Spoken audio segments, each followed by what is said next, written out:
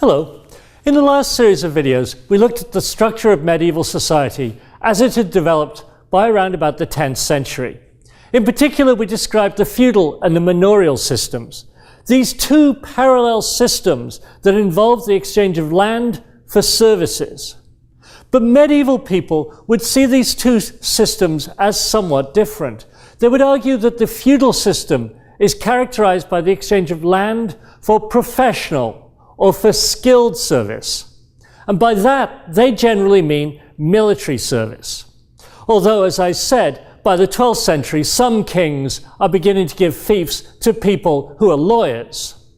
By contrast, medieval people would argue that the manorial system was characterized by the exchange of land for unskilled services. And by that, they mean agriculture. They see working the land as something that anybody can do. So the nature of the services exchanged within these two systems is different. But there's another crucial difference as well. The manorial system, as we saw, is intended to be permanent. It's a permanent relationship between a lord and his serfs that lasts over the generations. Serfs, as we saw, are tied to the land. They're not slaves, not by any stretch of the imagination. The Lord can't buy and sell them. They're protected by the law as well. But from the Lord's capacity, serfs are a fief's productive capacity. So effectively, they're part of the fief that he gets from his Lord within the feudal system. By contrast, the relationship between a lord and his vassal within the feudal system lasts only as long as the lives of the individual members of the contract. It has to be renewed any time a lord dies or any time a vassal dies as well. So the manorial system is permanent. The feudal system lasts only as long as the lives of the two parties involved. Both systems, as we saw, have advantages. The manorial system, with this scattering of strips of land in this open field system, as we saw, helps ensure peasants against risk, against catastrophe. They have a little bit of the best land in the community, a bit of the worst as well, and quite a bit of the mediocre land. And higher up within the feudal system, the lord has access to a whole pile of knights. And these knights, in theory at least, can be used to maintain peace and order within his territory. But as we saw, one of the big problems with the feudal system is that the king is fundamentally weak. The king is weak because he relies on his top vassals. He has no choice. He has to rely on his top vassals to deliver knights to him when he needs them. But if one of these vassals, one of these top vassals, decides to break his oath to the king, well, then that vassal has access to his own personal army. So medieval kings are fundamentally weak. They're particularly weak when compared to the great monarchs of the 17th century. There is no equivalent in the Middle Ages to somebody like Louis XIV, the Sun King of the 17th century in France. Now, obviously, medieval kings are not too happy about this situation. So through the 9th, 10th, 11th, 12th centuries, they spend a great deal of effort trying to find ways around the feudal system. Some of them, as we'll see, try to control more land themselves, to give themselves a bigger power base. Because if they've got a bigger power base, they can call upon more knights who owe them direct military service. And then they can use those knights to go off and deal with some of their peskier vassals elsewhere. Some kings, though, look for new sources of income, cash income, because they realize that if they have a bit of money, they can go off and they can hire mercenaries. And they can use these mercenaries then to go and do their dirty work, or to go off and fight against one of their more annoying vassals. Others other medieval kings, try to work around the feudal system by creating some sort of direct bond between them at the top of the feudal hierarchy and all of the vassals all the way down that feudal hierarchy. Some reason to give the vassal right at the bottom of the hierarchy a reason to look towards the king for protection. Remember, that's meant to be the job of this vassal's lord. But these kings try to find a reason for these lower level vassals to look to them for protection, working around the feudal system, as it were. So a task in this series of videos is to look at how medieval rulers tried to assert their authority relative to their top vassals, and how they tried to increase their income and their own standing within their own kingdom. We'll be looking at the situation in France, then in England, and then finally in the Holy Roman Empire. And as we'll see through this set of videos, the experience of the rulers in these three areas is really very different. France, as we'll see in this video, starts off with a very weak feudal monarchy. But by the 13th century, through a combination of shrewd marriages, diplomacy, and success on the battlefield, it has a king who is finally able to command his will across his entire territory. So France goes from a weak to a very strong feudal monarchy.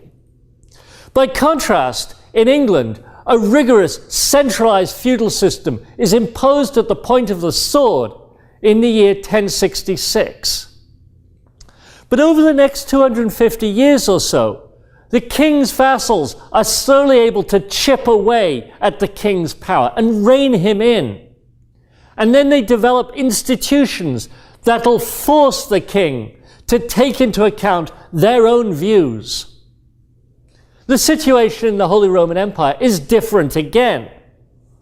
There we have the ruler's power limited not just by his chief vassals, as it is in England and as it is in France, but also by the Pope as well, for really contrived reasons that we'll see in the third of these videos. The result is that while the Holy Roman Empire looked powerful, at least on a map, in practice, the chief vassals in the Holy Roman Empire, through most of the Middle Ages, are able to keep a tight rein over their overlord. So let's start with France then.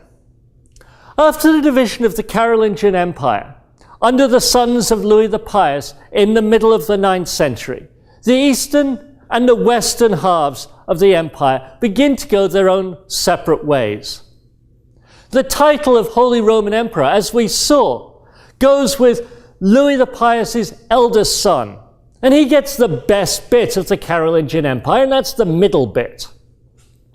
But over the course of the next few generations, this middle bit of the empire is gradually subsumed into the eastern part. And with it also goes, as we'll see in the final video in this series, the title of emperor as well. Well, where does that leave the western part of the old empire?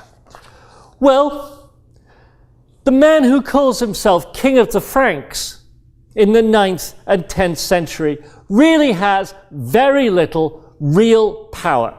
The territory the King of the Franks rules directly as a feudal lord, the royal domain, is actually very small. In France, this is called the Ile-de-France. It's the shaded dark color around on the map.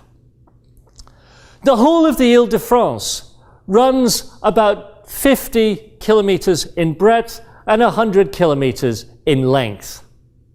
In this respect, the King of the Franks is no more powerful than any of the other nobles in his kingdom. In fact, in many cases, he's less powerful than his chief vassals. Look on the map at the relative size of the Ile-de-France and the territories associated with the Dukes of Normandy, Brittany, Poitou, Aquitaine, Gascony, Burgundy. These are huge fiefs these vassals hold. And if one of those vassals, like the Duke of Aquitaine or the Duke of Brittany, if one of those vassals decides to ignore the king simply is not in a position to do anything about it. He just doesn't have the land to call upon to raise enough knights to go off and deal with one of these large feudal lords. He has the title of king, but his ability to command anybody outside the Ile-de-France is really very, very limited. The rule of king by the 9th, 10th century has really become just symbolic. And that's just the way the top nobles like it. After all, a strong king would challenge their power, would chip away at their fiefs, and they're not having any of that. This begins to change from the year 987. In the year 987, the last surviving Carolingian died. He died prematurely, and he had no direct heir. In this climate, there were two men who staked a claim to the throne. There was the king's uncle, a man named Charles, who was Duke of the territory of Lorraine. And then there was a man called Hugh Capet. Hugh was lord of some scattered territories around Paris. But Hugh had some connections. His brother was the powerful Duke of Burgundy.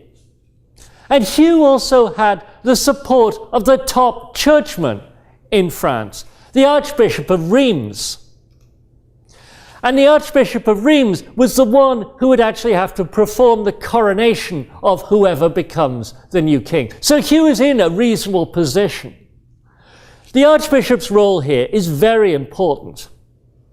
The Archbishop of Reims argues forcefully that Charles of Lorraine in his own territory was actually an incompetent ruler. By contrast, the Archbishop of Reims said, Hugh was a very able man.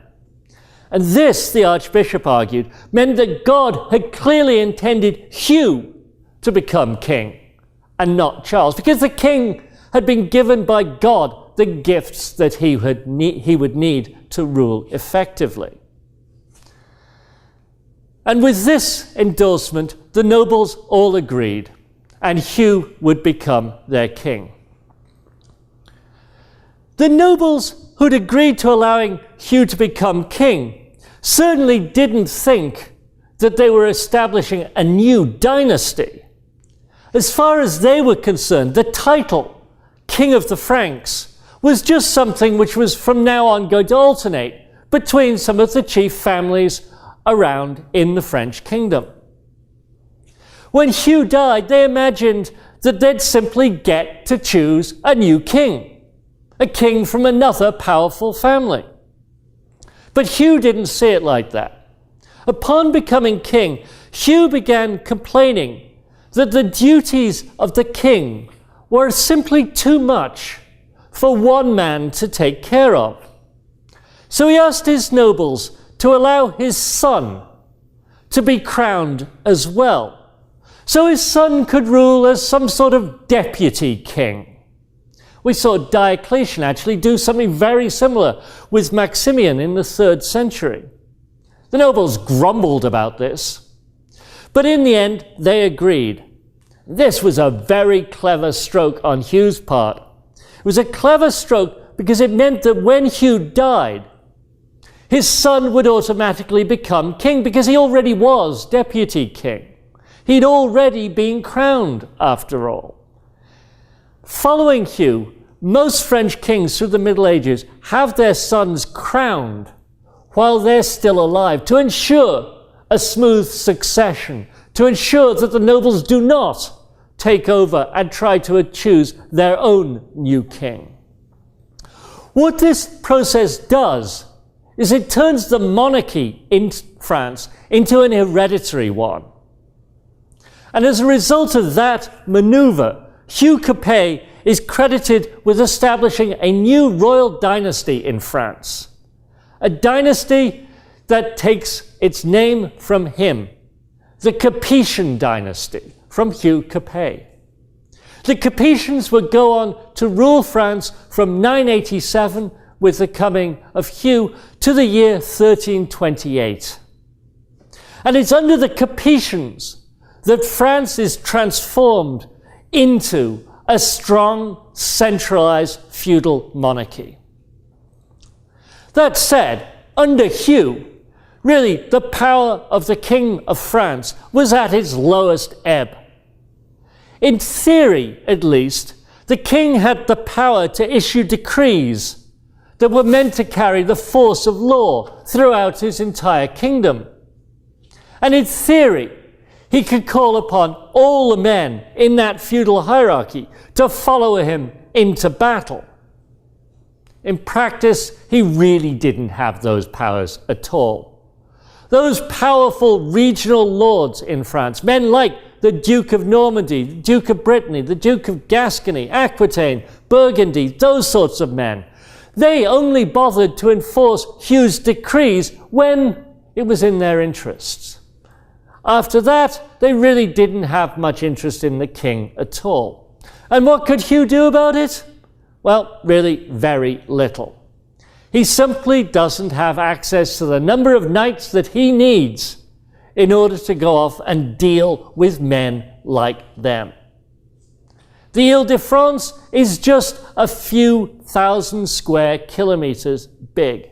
In fact, if Hugh Capet even dared to travel outside the Ile-de-France, he risked being captured by one of these rival lords in the French territory.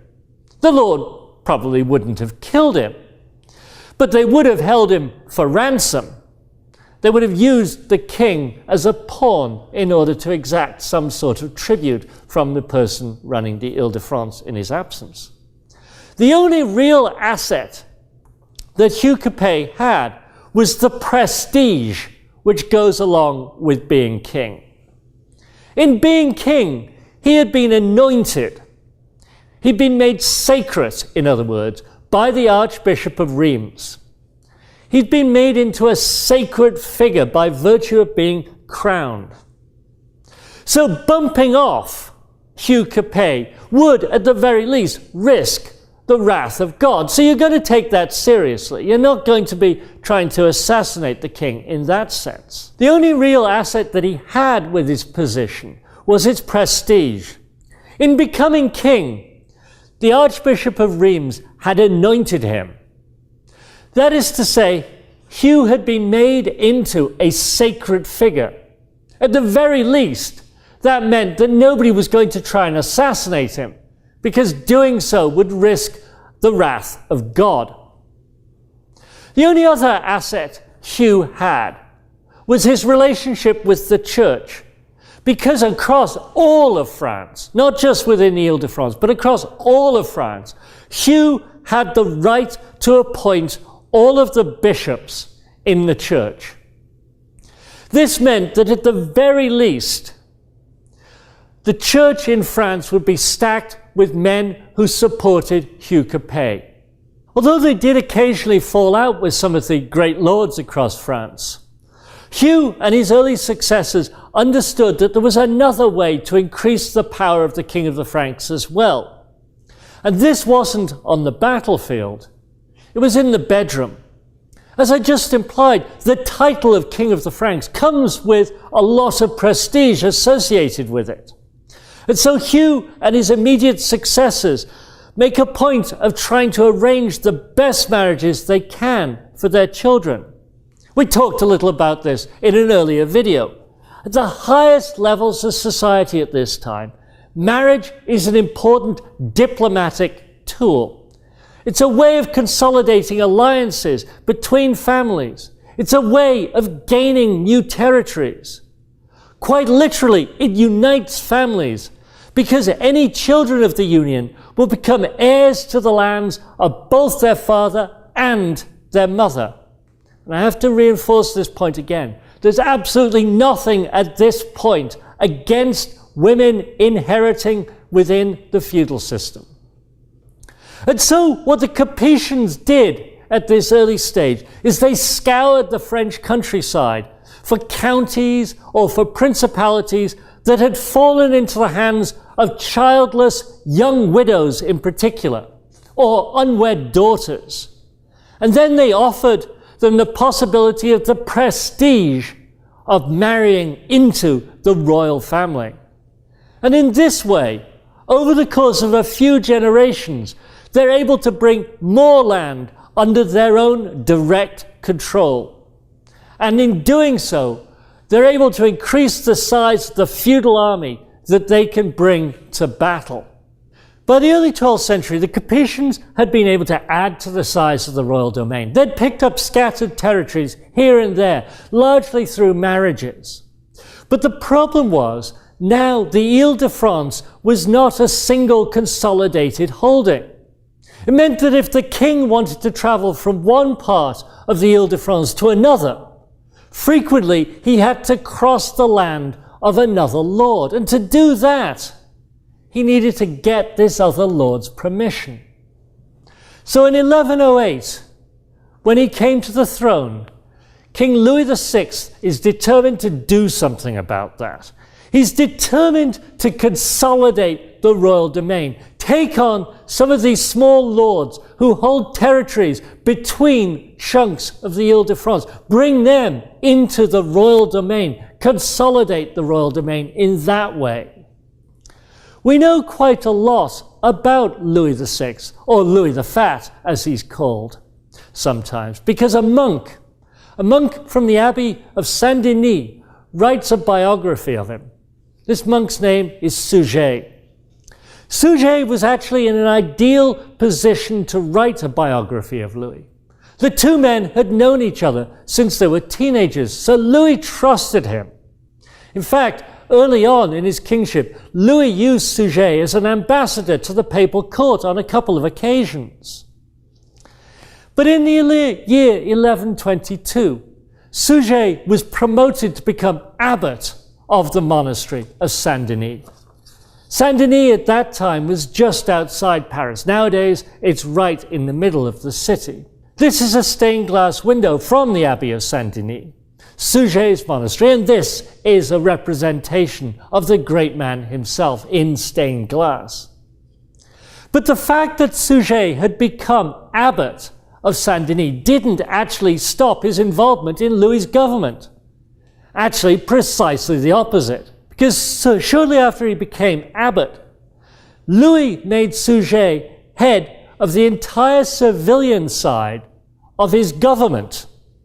In fact, Suger's running pretty much everything in Louis's territories, with the exception of diplomacy and military affairs. Those are still in the hands of the king. Suger, though, is running everything else. It's a big job. So what Suger does almost immediately is he brings in other churchmen to help him.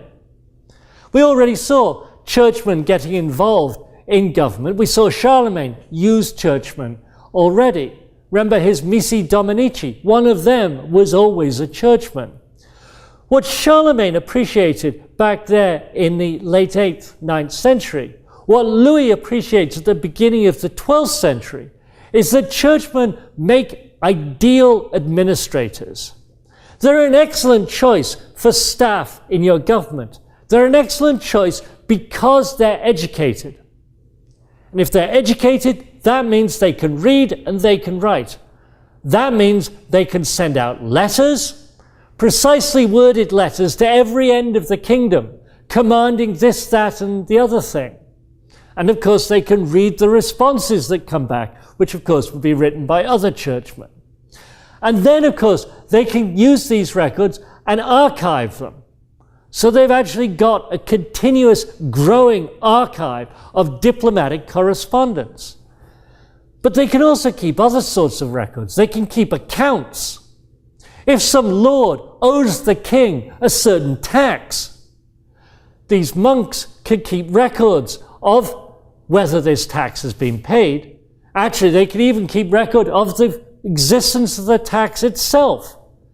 Louis is not going to need to rely anymore on the fallible memory of ordinary government officials. He's got records that can be consulted.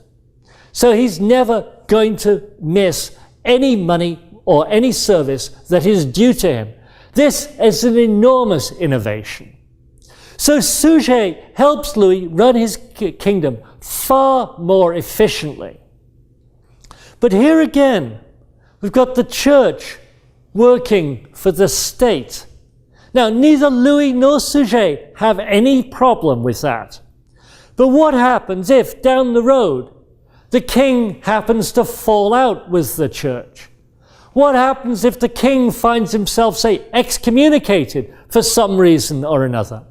If the king's excommunicated and his entire government is based upon churchmen, what do these churchmen who staff his government do? Do they follow the king, or do they follow the Pope who's excommunicated the king? Now, this isn't a question that concerns Louis or Suger. As I said, they're best of friends. But down the road, it certainly could be a problem. In his biography, Suger says that Louis was a fat, jolly sort of man. In fact, Suger says he was so good-natured that his enemies often thought that he was an idiot, to their great regret, because Louis could be absolutely ruthless when he needed to be. As I said, Louis was determined as king to consolidate the royal domain, to give himself a single, larger power base. He still wasn't powerful enough to take on some of the bigger lords and dukes scattered around the Frankish territory. But by this point, he's able to take on a few of the smaller ones. Now, as we've already seen, these smaller lords are effectively independent. But attacking one of them simply because the king wanted to take his fief might be a problem. It might be a problem because other smaller lords nearby might get worried. They might get worried and unite themselves against the king, and then suddenly the king is facing a very large confrontation, and he may not have the resources necessary to deal with it. So whenever Louis goes after one of these small lords, he needs a pretext, and he has one in the church. After all, remember, going back to the days of Pepin, even of Clovis, what is the principal job of the king of the Franks? Well, the principal job of the king of the Franks is to protect the church. So what Louis does is whenever he sees one of these small independent lords abusing the church or its privileges within his own fief, within this lord's own fief, Louis uses that as a pretext to intervene. Louis has no right to do so under feudal law. This fief belongs to this smaller lord. However, as king of the Franks, it is his duty to protect the church, and that gives him the pretext he needs to go after some of these smaller lords. He has to protect the church if one of these smaller lords abuses the privileges of the church. He has a duty, he argues as well, to enforce things like the peace of God, to protect the weak, widows, orphans, children, people like that. If they're being abused, Louis finds that a useful pretext for him to intervene. He's intervening entirely for his own purely political ends, but he's using the church as a pretext to do it. What would happen if he found one of these smaller lords abusing the church is he'd immediately begin by summoning this lord to court. He'd summon the lord to court to answer for what he's done to the church, the act of violence in question. And then if the noble defied him, he'd act. He'd have the church initially excommunicate this noble, and then he'd send out his own knights to go and attack the lord and despoil his fief and to take it from him. After all, these knights, in doing that, are doing God's work. And when he's able to subdue these fiefs from these rebellious lords, what he does is he gives them away. he gives them away to his most loyal followers. So he's captured these fiefs from this violent lord. He's captured the fief, and then he gives it away to his own supporters. And these men take these fiefs on condition that they do homage and fealty directly to Louis. What he's doing is actually really very clever and very important. He's using the lands he conquers to bolster his own network of vassals, people who owe him directly loyalty. It's one of the great ironies of the feudal system that it's possible to give away land and become stronger as a result. And that's exactly what Louis is doing. He's taking the lands he conquers and he gives them away to his most loyal would-be vassals. Taking on these smaller, peskier vassals in the regions around the Ile-de-France also helps Louis build up a reputation. He's developing a reputation as a champion of the church. He's protecting the church in the Frankish kingdom from violent nobles. That's a very good thing, many people think. He's protecting the weak and the disadvantaged, people that these nobles have been preying upon. But he's also gaining a reputation as a winner. Remember, we're operating here under primogeniture. So if you're a younger son, you're a second son or a third son, you're not going to inherit anything from your father anymore. I outlined some of the options that you've got as a second or third son. Maybe you can go off and become a monk. Well, perhaps you don't want to become a monk. Perhaps you quite like to become a knight. Well, you're not going to get anything from your brother or from your father. So what do? Well, one thing you might do is go and find somebody like Louis, who's a man on the make, and go and pledge yourself to Louis. Go and serve Louis. And then perhaps down the road, he might give you one of these fiefs that he's conquered. We get a very thorough description of how this process works from Suger, from some anecdotes that Suger tells us, in particular about how Louis dealt with a rebellious knight named Thomas of Malle. Thomas, as a young man, had actually been a crusader.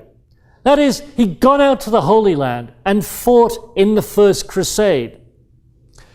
He'd returned home in the year 1115. But when he returned home, he found himself embroiled in a very complicated dispute about a fief. As we saw when we began our discussion of feudalism in one of the earlier videos, because women can inherit within the feudal system, claims to particular fiefs can become very difficult to sort out over the space of just a couple of generations. Loyalties are very confused, and this is the situation that Thomas finds himself in. A fief he thinks should be his through inheritance is actually being taken over by one of his rivals, who also thinks that he has a good claim to it. So if you're Thomas of Malle, what do? Well, Thomas is a knight. He's just got back from the Holy Land, after all, where he's been piously slaughtering Muslims for the greater glory of God. So Thomas falls back on what he knows. He does what he does best. He uses violence to get back what he thinks is his. He adopts all sorts of measures to try and bully and intimidate the people within the fief. And of course, this means the serfs who are actually working the land. They're part of the economic value of the fief. So if Thomas is trying to injure his rival who's holding the fief, one way to do it is to go into the fief and start killing serfs, because that'll undermine the economic value of the entire fief. If the fief has no serfs to work it, it's got no value. The thing about Thomas of Malle, though, is that he seems to have been especially brutal. Brutal even by the standards of the early 12th century. We have a contemporary account of Thomas from a chronicler named Guibert of Nogent, and he describes Thomas's behavior this way. His thirst for blood was so unprecedented in recent times that those who are themselves thought cruel seemed milder when slaughtering animals than he did when killing people. For he did not establish his victims' guilt of a crime and then dispatch them cleanly with the sword, which is a routine occurrence. Rather, he butchered them and inflicted ghastly tortures on them. When he forced his prisoners, whoever they were, to pay ransoms, he had them strung up by their testicles. Sometimes he did this with his own hands, and often the weight was too much to bear, so their bodies ruptured and the viscera spilled out. Others were suspended by their thumbs or private parts, and a stone was attached to their shoulders. He would pace underneath them, and when he could not extort from them what was not in fact theirs to give, he used to cudgel their bodies over and over again until they promised what he wanted or died from the punishment. No one knows the number of those who perished in his jails from starvation, disease, and physical abuse as they languished in his chains. He's not a nice character. Now, as I implied, technically, Louis can't do anything about this. Thomas is behaving appallingly in his fief and in the fief that he claims. But though Louis doesn't have a pretext, at one point Thomas goes off and attacks a couple of nunneries. And that, Suger says, gives Louis the pretext he needs to bring Thomas to heel. Louis goes after Thomas as a protector of the church.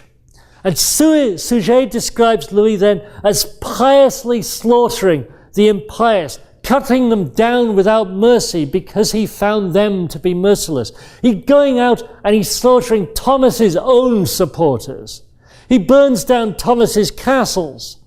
And after a prolonged and complicated struggle, he's eventually able to conquer Thomas's fief itself.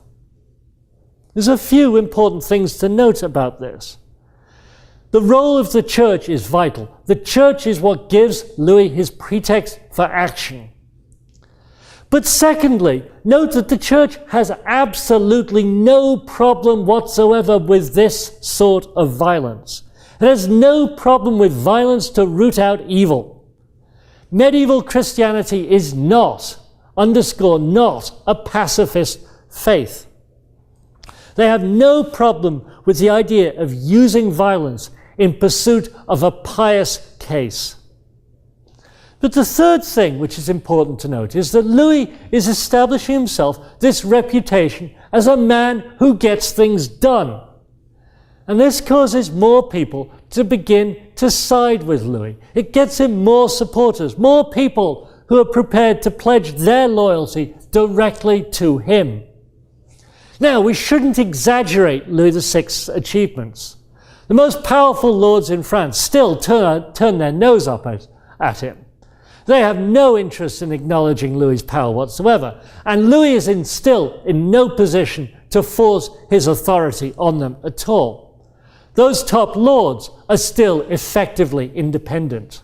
However, in the year 1137, a remarkable opportunity suddenly presented itself to Louis. In that year, one of the most powerful of the major French lords offered his daughter in marriage to Louis's son. Louis's son, predictably, is also called Louis. He will become King Louis VII. The nobleman's daughter was Eleanor of Aquitaine. Aquitaine is the largest and wealthiest of the principalities in southern France. By the year 1137, the Duke of Aquitaine himself is getting old, and he thought that marrying his daughter and heir into the royal line would be an excellent idea. The Duke was impressed by what Louis had done. He was a strong man. He was clearly a man out to make a name for himself. So marrying his daughter to Louis's son looked like an ideal way to provide for her and for the protection of Aquitaine down the road. As sole heir to Aquitaine, Eleanor was unquestionably the most eligible woman of her day. And so Louis VI jumped at the chance to unite the Ile-de-France with Aquitaine. Uniting these two fiefs under the control of the future monarch would mean that the future monarch, Louis VII, would have the might to be able finally to take on some of the other larger nobles in France. The monarchy would finally be on firm footing.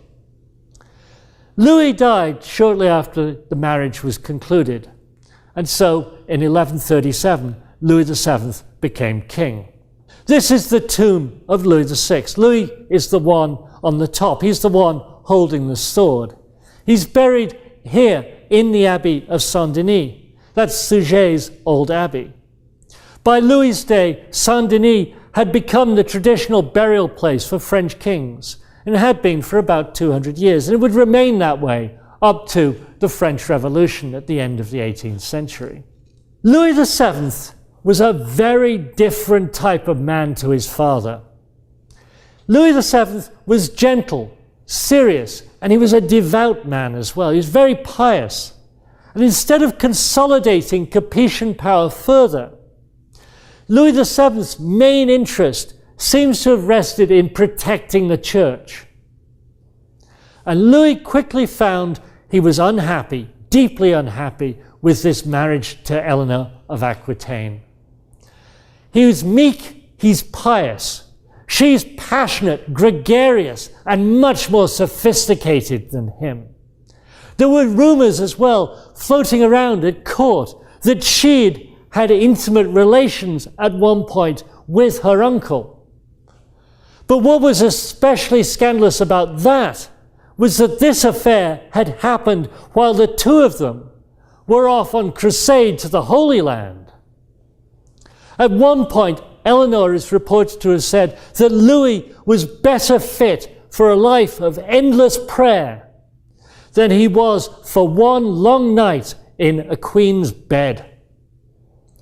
So in the year 1149, Eleanor and Louis had their marriage annulled. This was an enormous, a colossal failing for Louis.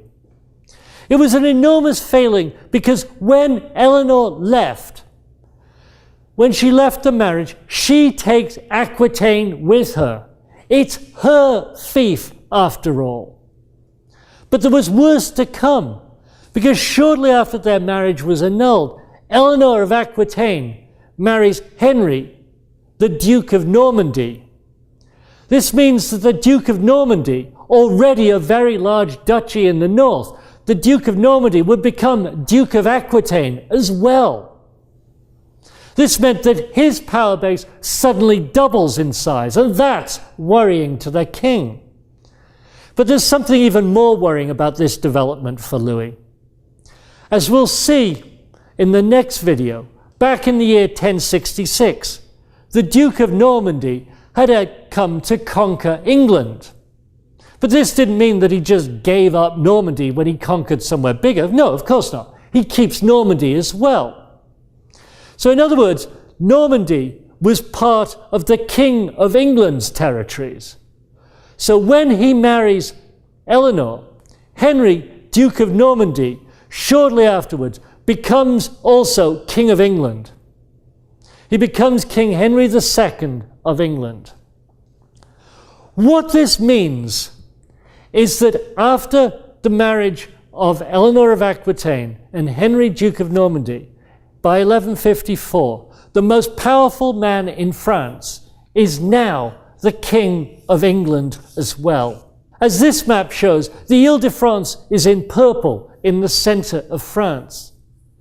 But Normandy, Brittany, Anjou, Touraine, Poitou, Gascony, Aquitaine, all of them are now holdings of the King of England as well. This is a colossal disaster for Louis VII. Louis marries twice more, but neither of these marriages add very much to his domain at all. With his second wife, he had 2 daughters. However, his third marriage gives him his son, a boy named Philip. But things don't get any easier for Louis, because as Louis grows older and he grows senile, he falls under the influence of his third wife's family, and he effectively becomes their puppet. As a young man, his son Philip watches as his mother's family exert more and more influence over his father. And so in the year 1180, at the ripe old age of 15, Philip decided he was going to do something about the power of his mother's family, the influence they had over his father. What Philip did, first of all, was marry into another powerful family of French nobles. And this gives him the clout to remove his various uncles from office, and then to take control of the kingdom himself.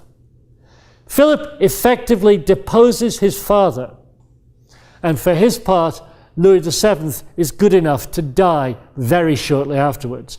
And this leaves Philip in undisputed control over the entire kingdom. Philip II was much more like Louis VI. He was nothing like his father, Louis VII. And this is Philip, as he himself had himself depicted on the royal seal. He was a different kind of man to Louis VII because he was able to do what no other Capetian monarch had been able to do. He was able to transform France into a full-fledged feudal monarchy with the king squarely in control at the very top. Through a combination of intrigue, double dealing, and military force, Philip was able to add several large fiefdoms to his territory. He was particularly concerned about the power of the English king in France, and so he used all sorts of schemes and stratagems to roll back English influence in the kingdom. And in the year 1214, he succeeded even in kicking the English out of the northern part of France. That is, all the shaded areas on this map. This gave him not just more influence and prestige, but the resources he needs as well. The conquest of Normandy, for instance, gives him as much revenue as he'd previously had from the entire royal domain. So he's doubled his income just by taking Normandy. Early in his reign, Philip could call upon the services of 500 knights. By his death, he was able to call on the services of 3,000. By the time of his death, he's able to increase his power sixfold in that respect. But adding all of these territories to the royal domain underscores the importance for Philip of the need to reform the administration, the royal administration. When the royal domain was small, they could be run by this small group of churchmen, men like Suger. And the king, what the king would do would be travel around his domain, dispensing justice and dealing with any local crises that might arise from here and there. We've already seen this, that monarchs up to this point are itinerant. They travel around. Louis VI traveled around all the time, putting out fires, dealing with crises. What Philip understood was that this idea of a touring court really was very inefficient. He came to realize that it was far more useful to have all the machinery of government, all the administrative apparatus of the kingdom, all the records, all the documents, all the staff in one centralized location. And Philip chooses the city of Paris. In this sense, under Philip II, Paris becomes the capital city of France. It had long been the largest city in the realm, but under Philip II, it becomes the administrative heart of the kingdom as well. It's where the government had its permanent headquarters. But just as importantly as well, it's where the royal courts of justice could be found. So if you need to sue somebody, if you need access to the king's justice, you don't have to wander around the kingdom trying to find the king. You can go to Paris, where the courts of justice are. And as we've seen, under Louis VI, the government had been staffed largely by churchmen. They could read, they could write, that makes sense. But what Philip does is he changes that. What he does is he hires a staff of professional administrators to oversee the day-to-day administration of his kingdom. These administrations would be based all around his kingdom, and they'd be responsible to the king for all the revenue collection. They'd be responsible for collecting taxes and bringing them back to Paris for the king. But what was so innovative about these administrators is that the king didn't give them a fief. He paid them a cash salary. What's more, the men he chose were not nobles. They weren't men looking to be knights. They weren't even the second or the third sons of nobles looking for some sort of largesse from Philip. Instead, Philip drew the men he uses as administrators from the ranks of the rising merchant class.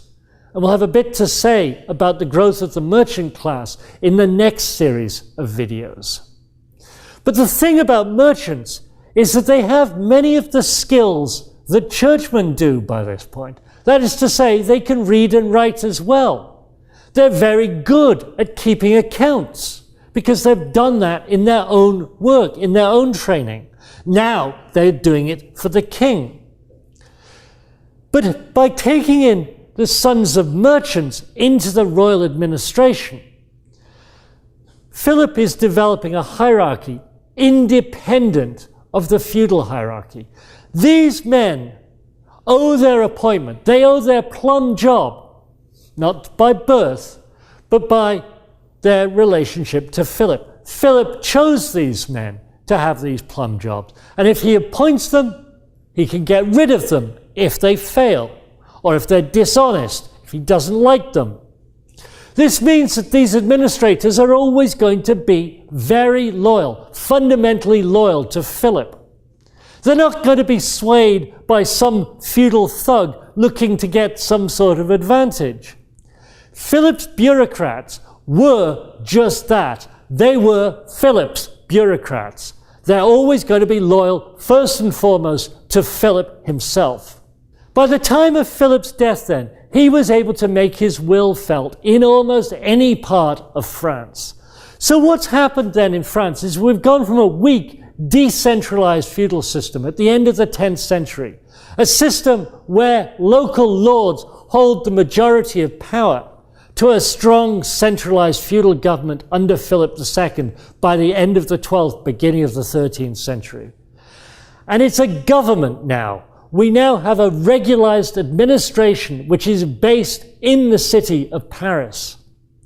But while France goes from a weak to a strong feudal system, we see pretty much the opposite dynamic happening in England over the same period of time. In England, a strong centralized feudal state is put in place at the point of a sword in the year 1066. But then, over the next 200 years or so, the top nobles chip away at the king's power. They rein the king in. They make him more dependent upon his chief feudal lords. And that's where we'll turn in the next video.